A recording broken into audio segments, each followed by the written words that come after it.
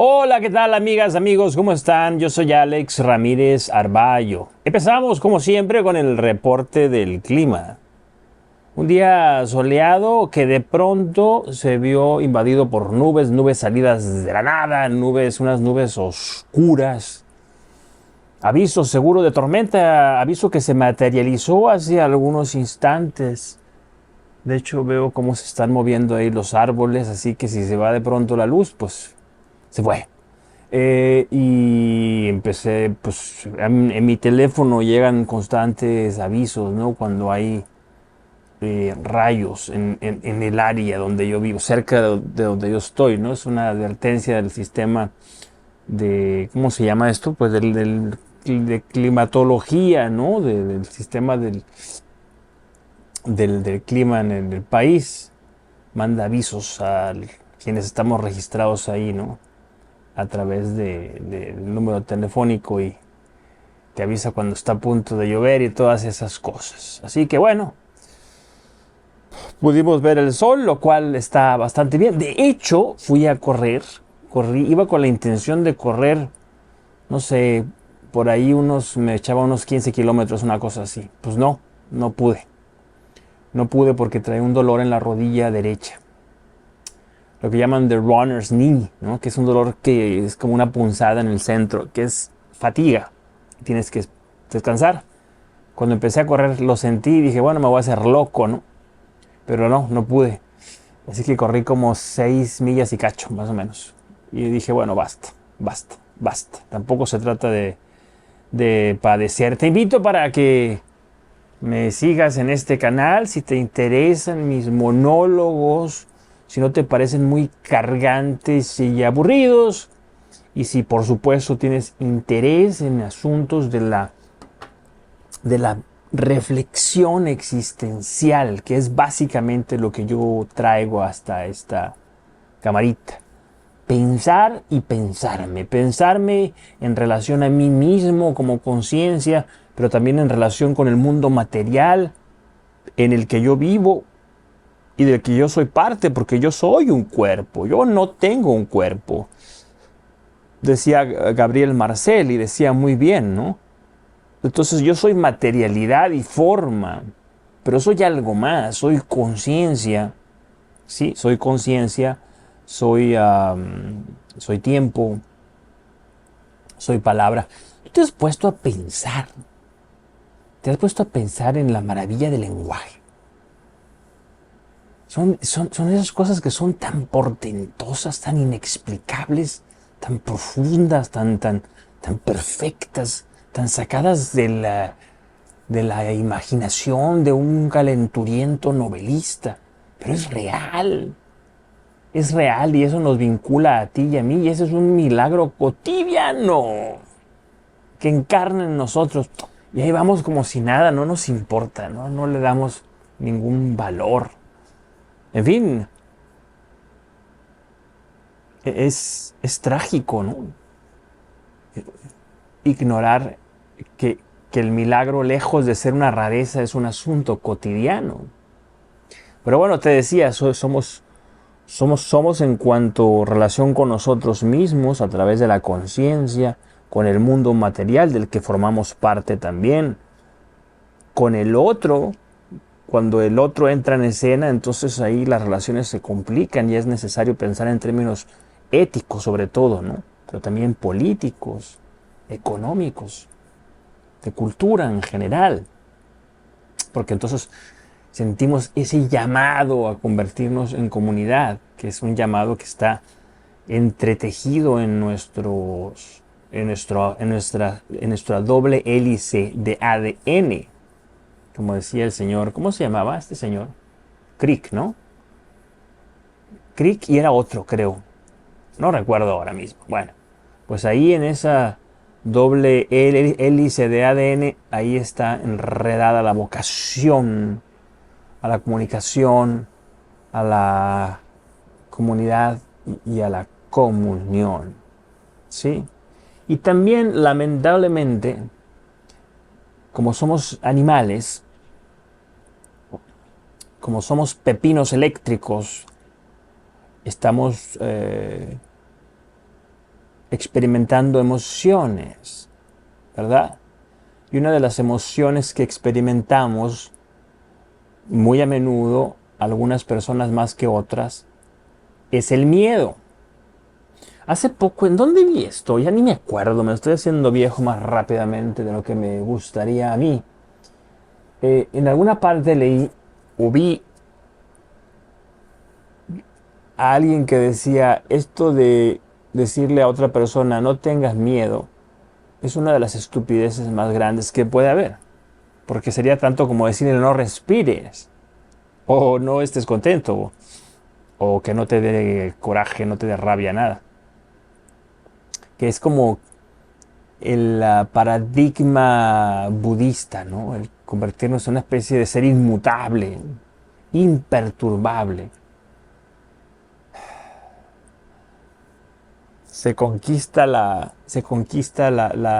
El vaciamiento y entonces, despojado de toda humanidad, el ser humano deja de sufrir, deja de desear, deja de padecer. Sí, pero deja de vivir.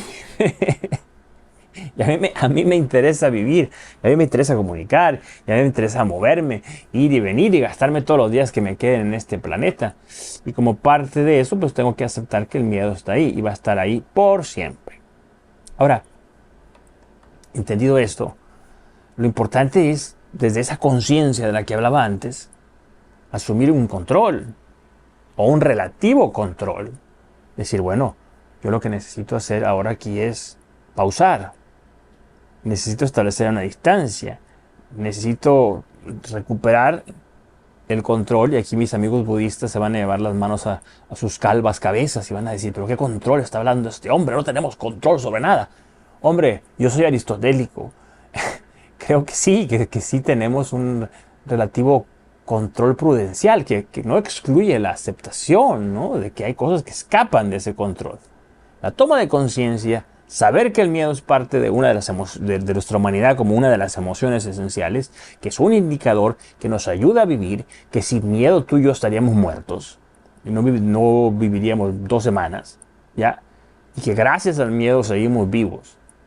Todo eso es verdad. Todo eso es así. Esto es una mera descripción, ¿verdad? Entonces, a partir de esa conciencia yo puedo actuar.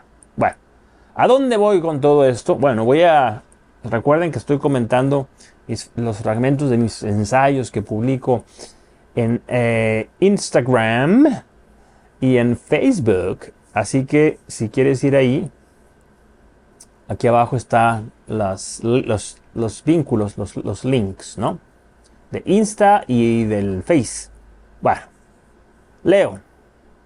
El miedo es una enfermedad y un ladrón que nos arrebata lo más preciado que tenemos, el tiempo. El miedo aniquila el talento, destruye vidas a diario, menoscaba la certeza de todo futuro. El miedo se ha vuelto cosa cotidiana, una anomalía convertida en costumbre y aceptada por muchos de nosotros. Le llamamos ansiedad y tratamos de domesticarlo al convertirlo en diagnóstico. El miedo es un laberinto sin muros. El miedo es semilla de violencia. El miedo es la muerte espiritual. Eso decía yo. Y entonces tú que me escuchas dirías con toda la razón del mundo, oye, pero me estás diciendo todo lo contrario, lo que me acabas de decir. Dices que el miedo es parte fundamental. Sí, el miedo es parte fundamental del ser humano. El miedo es una condición humana. Pero yo no estoy hablando de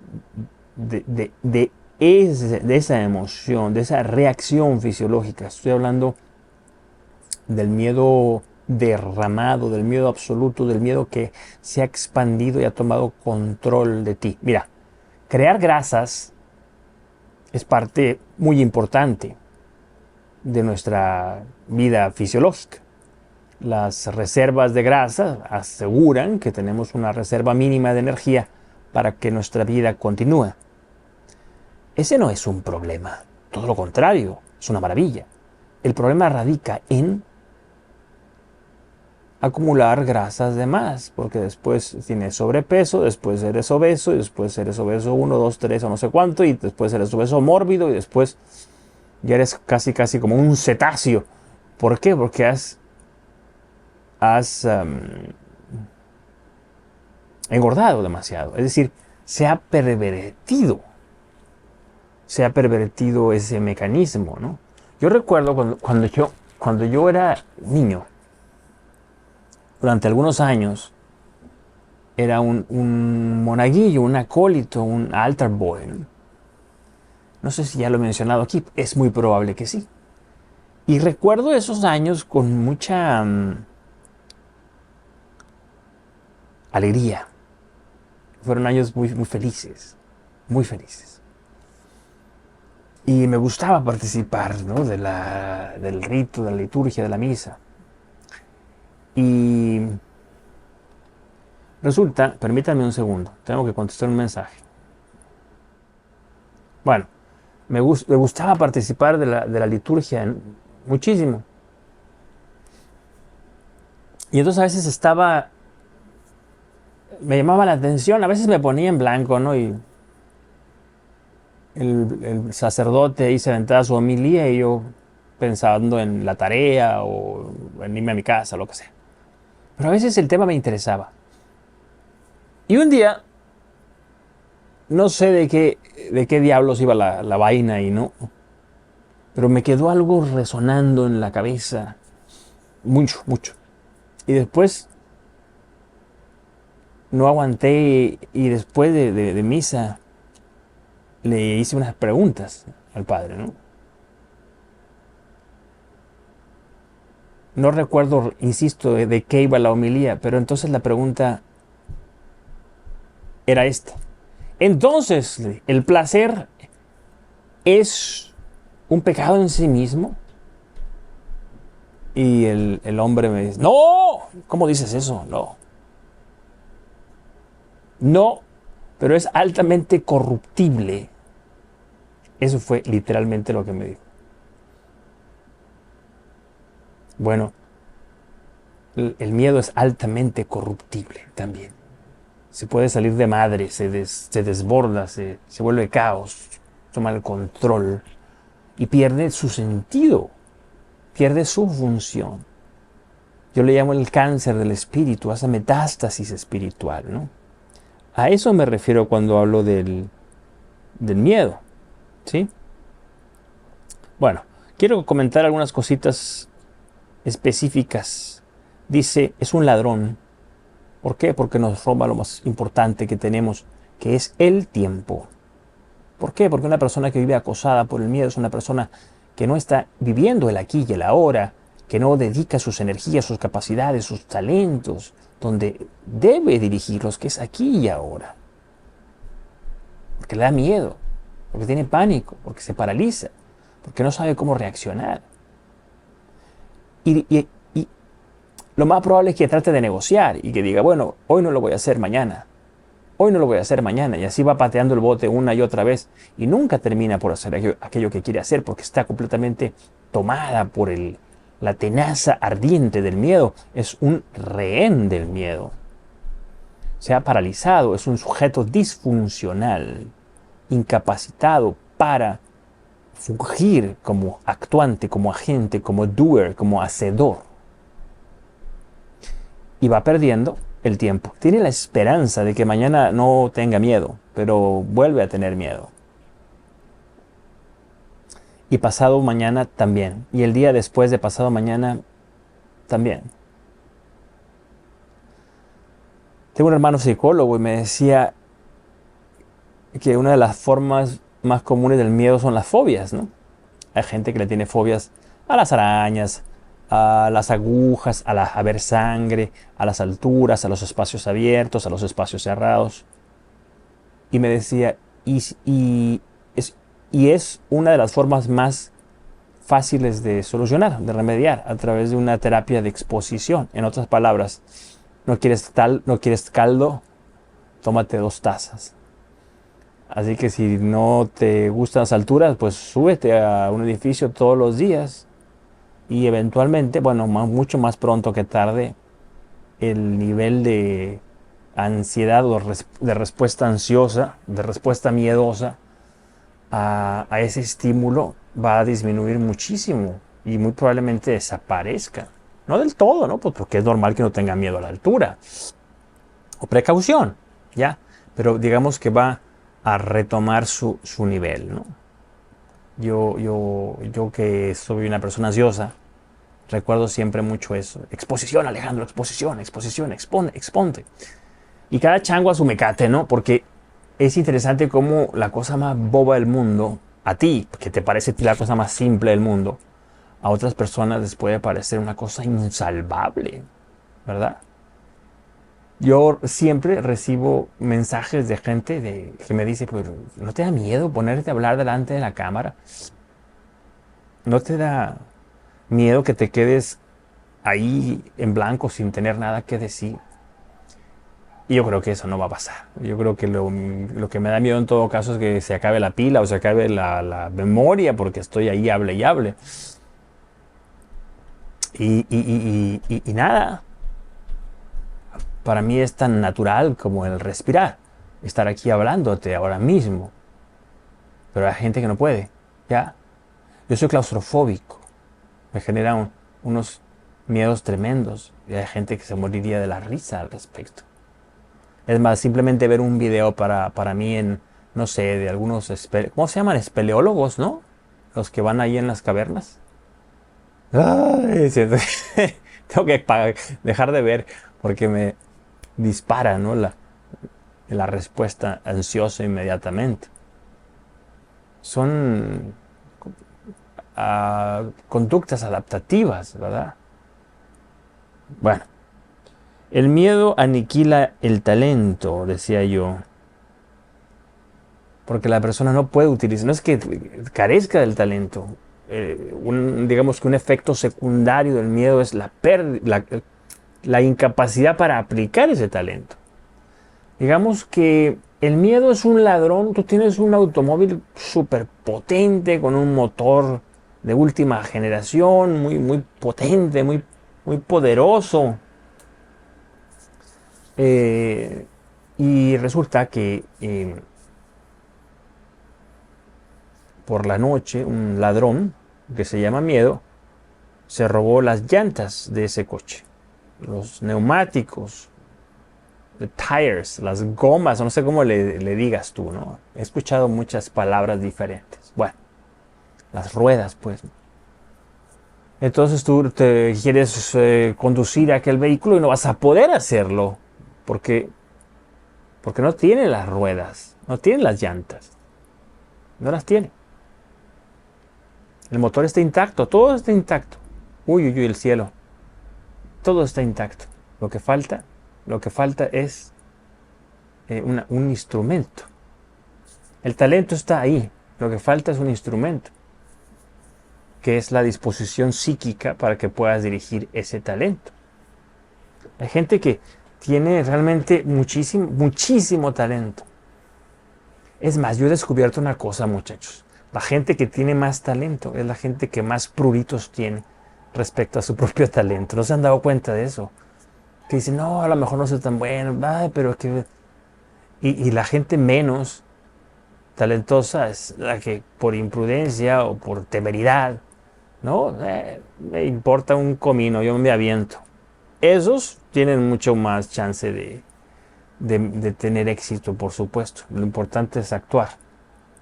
Bueno, el miedo se ha vuelto una cosa rutinaria, decía yo también aquí, más en nuestro momento, más en la era en la que nosotros nos estamos desenvolviendo ahora histórica, ahora mismo, ¿no? En este momento histórico. La hemos tratado de domesticar convirtiéndola en diagnóstico y le llamamos ansiedad. Eso decía. Y me refiero a esto, a la sobreutilización de la noción de la ansiedad generalizada, ¿no? Yo escuchaba ahí también a un psiquiatra, me parece, hablando, ¿no? Sobre la ansiedad. Y él decía, no le llamen ansiedad, llámenle miedo. Pero claro, cuando hablamos de ansiedad generalizada ya tiene un cariz distinto, ya es un diagnóstico. Entonces crea una distancia. Hombre, no es culpa mía, no, son las condiciones o del mundo en el que vivo, la sociedad actual tan terrible, tan difícil, bla, bla, bla. Pastillas. Dadme unas pastillas que las necesito. Y entonces, pues ahí los psiquiatras se la pasan pues recetando, no sé, cualquier tipo de medicamento para tratar de anestesiar un poco a las personas, que en realidad no les va a curar el miedo, no les va a quitar el miedo, las va a atontar un poco, nada más, ¿verdad? Bueno, el miedo es un laberinto sin muros, porque es un estar dando vueltas, buscando una salida, tratando de encontrar esa última puerta que nos hace falta, que nos va a llevar, y entre más buscamos, más desesperadamente nos movemos, más complejo es ese laberinto. Y si nos quedamos detenidos por un momento, tratamos de descansar y de reducir nuestros latidos cardíacos, ese laberinto empieza a desvanecerse. Queremos movernos y se levanta. Se vuelve más real y más sólido, más intrincado. Cuando nosotros lo ignoramos, se desvanece. Y ahí estamos en ese juego de la voluntad. Yo pensaba ayer, pensé esto, no lo escribí, dije, allá donde va la atención va el síntoma. Pensando en los ansiosos. Allá donde va la atención va el síntoma. Como los hipocondríacos, ¿no? Escuchas de algo, por ejemplo, ahora que está el internet, Dios mío, por favor, uno lee ahí un artículo. Un estudio de no sé dónde diablos demostró que no sé cuántas cosas. Pues de pronto ya va la atención ahí va el síntoma. Y si, por ejemplo, el estudio habla de, qué sé yo, de la falta de la capacidad para respirar, entonces tú empiezas a desarrollar el síntoma. Así operan los ansiosos. El miedo es semilla de violencia. ¿Y esto qué tendrá que ver? Alejandro, ¿qué tendrá que ver? Hombre, sí. Si tú te fijas, los ansiosos tienden a ser iracundos, que se desesperan, aunque no se den cuenta, es una reacción rápida. Les molesta el vivir, es como andar con una ropa que te queda muy ceñida, muy apretada. Imagínate que tienes que verte forzado a caminar con unos zapatos que son de una talla distinta, de un número distinto, más pequeños, ¿no? Entonces aquello es una incomodidad, un dolor espantoso y tienes que caminar con aquella tortura en los pies.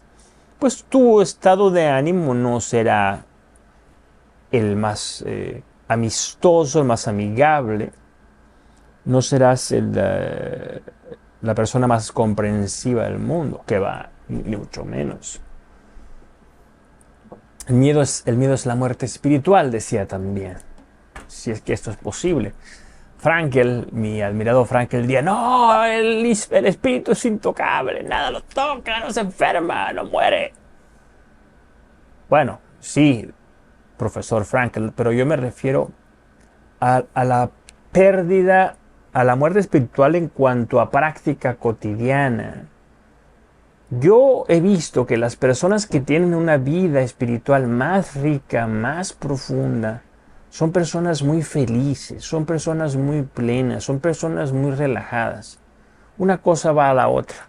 No sé qué es primero, si el relajamiento abre las puertas a una vivencia espiritual mucho más rica, o es la vivencia espiritual aquella que reduce, ¿no? O que disminuye la sintomatología de la ansiedad. Hay una mujer joven que yo sigo en el Instagram. Y esta señora, bueno, no voy a usar esa palabra porque luego hay señoras que se enojan. Bueno, esta mujer joven es muy buena en lo que hace, ¿no? y ella parte de una teoría que de pronto se me va el nombre ahora, ¿no? Teoría... Tiene un nombre, teoría... A ver, si me permiten un segundo, se los puedo decir. A ver.